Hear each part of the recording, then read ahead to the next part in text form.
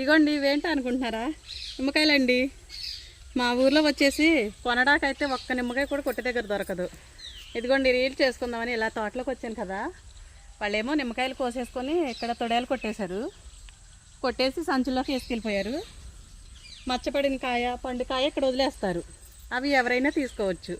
అవి ఈరోజు నాకు దొరికాయి, నాకంట పడ్డాయి. ఇవ్వండి, తోట చూస్తారా ఒకసారి? చూడండి ఎంత బాగుందో. మా ఇంటి పక్కనేనండి. చాలా బాగుంది కదా.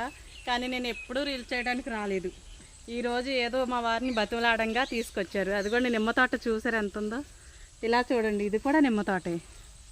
నా వెనకాల ఉన్నదంతా నిమ్మ తోట. ఇప్పటి వరకు రీల్స్ చేసిందేమో అక్కడ వాటర్ చేస్తుంది కదా, వేరుశనగ చేను అక్కడ. ఇంత మంచి వాతావరణం ఉండంగా నేను ఎటు రానండి. ఇంత మంచి తోటలో కూడా ఎటు రాకుండా ఉంటున్నాను. సారీ, మీకు చూపించట్లేదు ఇన్ని రోజుల నుంచి. సారీ. ఇంటికి వెళ్ళిపోతాం, వచ్చేయండి.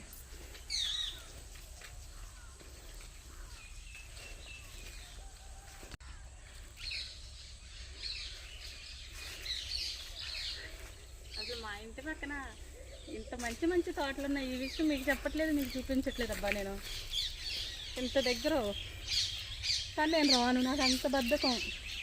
చూసారా, కొబ్బరి తోట, నిమ్మ తోట, ఇటు నిమ్మ తోట, అటు కొక్క తోట. అయ్యో బాబో, ఎదురేమో పామేల తోట, దాని పక్కనే మా ఇల్లు.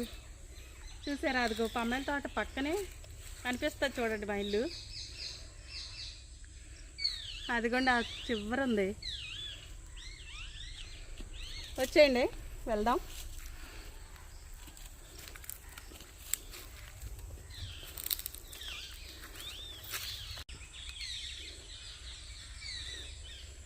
ఇదిగోండి పాతకాలపు బోర్లు ఇలాగే ఉండేవి. నూతి బోర్లని నూతులు వేశారు చూడండి.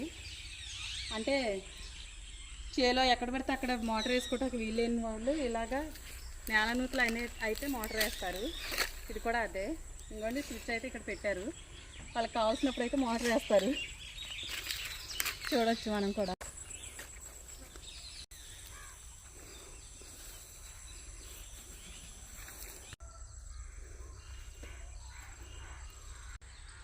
ఇదిగోండి, ఇవేంటి అనుకుంటున్నారు? అదేనండి బేరన్ తోట వేయడానికి నారైతే వేసుకున్నారు కదా.